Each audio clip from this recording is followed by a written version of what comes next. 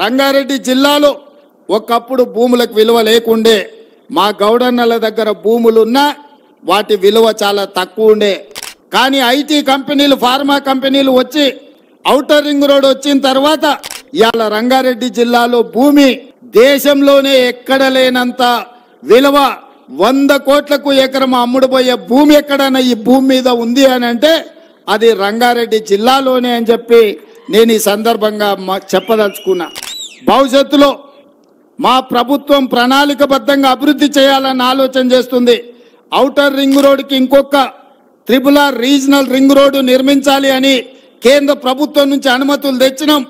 360 కిలోమీటర్ల చుట్టూతా తెలంగాణను మొత్తం ఒక వడ్డానంగా మనము రీజనల్ రింగ్ రోడ్డుని తెచ్చుకున్నాము. రీజనల్ రింగ్ రోడ్డుతో పాటు రేడియల్ రోడ్స్ కూడా మనం అభివృద్ధి చేసుకుంటున్నాము. అప్పుడు రంగారెడ్డి భూములు బంగారం అవుతాయి.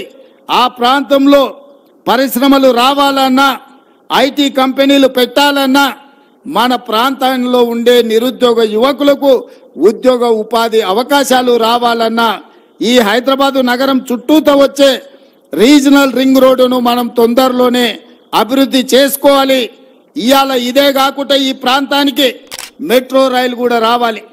అందుకే నూతనంగా మెట్రో రైలు ప్రతిపాదనలు ఉప్పల్ నుంచి ఎల్బీ నగర్ నుంచి హయత్ నగర్ వరకు ఇవాళ మెట్రో రైలు వేయడానికి మన ప్రభుత్వం నిర్ణయం తీసుకున్న తొందరలోనే మన హయత్ నగర్ కు మెట్రో రాబోతున్నది. ఎల్బీ నగర్ నుంచి ఓవైసీ హాస్పిటల్ నుంచి చాంద్రాయణగుట్ట నుంచి P3 రోడ్, అక్కడి నుంచి అంతర్జాతీయ ఎయిర్పోర్ట్ వరకు ఇవాళ మనం మెట్రోని ఏర్పాటు చేసుకోబోతున్నాం. రేపు ఎవరైనా హయత్ నగర్ లో మెట్రో ఎక్కిండ్రంటే అంతర్జాతీయ ఎయిర్పోర్ట్ వరకు అంతరాయం లేకుండా ఎల్బీ నగర్ నుంచి ఓవైసీ హాస్పిటల్, అక్కడి నుంచి చాంద్రాయణగుట్ట, అక్కడి నుంచి ఎయిర్పోర్ట్కి పోయేటట్టు ఇవాళ మనం మెట్రో రైలు వేసుకుంటున్నాం.